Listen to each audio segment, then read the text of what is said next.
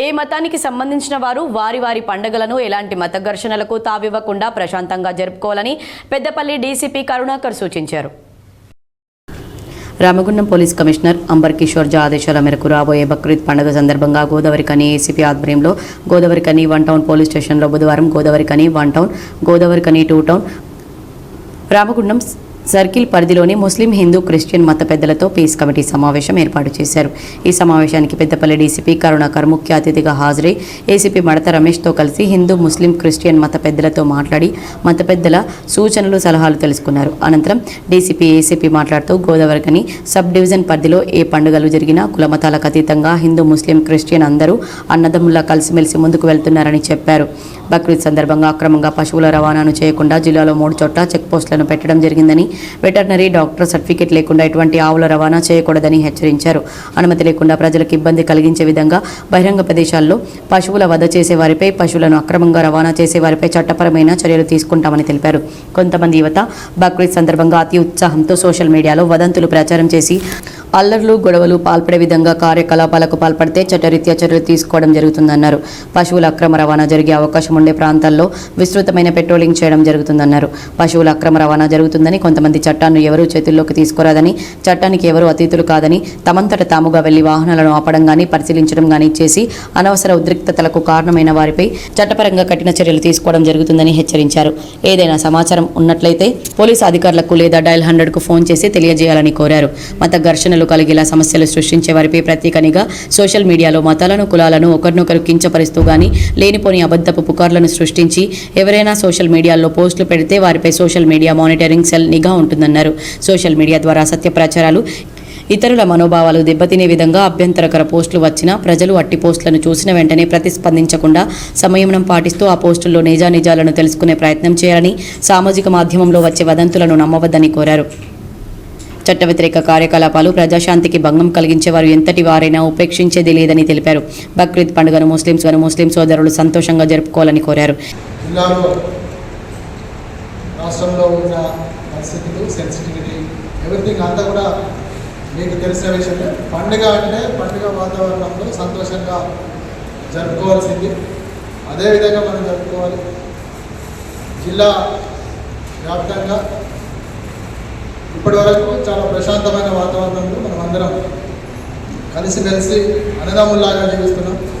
So ఇక ముందు కూడా అదే విధంగా ఉండాలి. పశువుల రవాణా కొంతమంది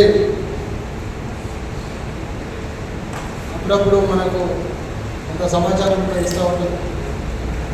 ఎవరికైనా ఏదైనా విషయం తెలిసినట్లయితే, పశువుల రవాణాకు సంబంధించిన విషయం ఏదైనా ఉన్నట్లయితే పోలీసుకు మాత్రమే తెలియజేయాలి. మీ అంతటా మీరుగా ఎవరు కానీ వెళ్ళి వెహికల్స్ ఆపడం కానీ, అక్కడ గొడవ చేయడం కానీ చేయొద్దు. చట్టాన్ని ఎవరు కూడా చేతుల్లోకి తీసుకోవడానికి లేదు. దాని మీద పోలీస్ యాక్ట్ చేస్తుంది. మీకు అభ్యంతరాలు ఏమున్నా, మీ వైపు నుంచి కంప్లైంట్స్ ఏమున్నా, సమాచారం ఏదున్నా అది పోలీసుకు తెలియజేయాలి. పోలీసు పరంగా అన్ని విధాలుగా చట్టపరంగా చర్యలు తీసుకోవడం అనేది జరుగుతుంది. జిల్లాలో 3 ప్రాంతాల్లో చెక్ పోస్టులు పెట్టడం జరిగింది. పశువుల అక్రమ రవాణా అరికట్టడానికి, అది జరగకుండా చూడడానికి పూర్తి స్థాయిలో చర్యలు చేపట్టడం అనేది జరుగుతూ ఉన్నది. అన్ని విధాలుగా పండుగ వాతావరణాన్ని ఎలా ఇబ్బంది కాకుండా మంచి వాతావరణంలో జరిపించడానికి పోలీసు పూర్తి స్థాయిలో ప్రయత్నాలు చేస్తున్నది. దీనికి మీరు టౌన్లో, జిల్లాలో పెద్ద మనుషులు, మీ అందరి సహకారం కూడా పోలీసు ఆశిస్తున్నది. సోషల్ మీడియాలో వచ్చేటువంటి వార్తలను నమ్మొద్దు. వాటిని చూసి ఇమీడియట్గా రియాక్ట్ అయిపోవడమో, లేకపోతే వాటిని షేర్ చేయడమో చేయొద్దు. ఎవరైనా తెలిసి తెలియక చేసినా కూడా వాటిని ఇమీడియట్గా డిలీట్ చేసి శాంతి భద్రతలు మెయింటైన్ కావడానికి అందరూ కూడా మీ యొక్క సహకారాలని అందించాలి. తెలిసి తెలియక ఏమైనా తప్పులు చేసినా కూడా పోలీసుకు సమాచారం ఇవ్వండి. మీకు ఏదైనా కంప్లైంట్ ఉంటే పోలీస్ స్టేషన్కి వచ్చి కంప్లైంట్ ఇవ్వండి. ఆఫీసర్లకు వచ్చి కంప్లైంట్ చేయండి, డయల్ 100 కాల్ చేయండి. అంతే తప్ప మీ అంతటా మీరుగా గ్రూప్లో అయిపోయి గొడవలు చేయొద్దు. వాతావరణంలో మనందరం ఉన్నాం. మన సంస్కృతి కూడా అదే.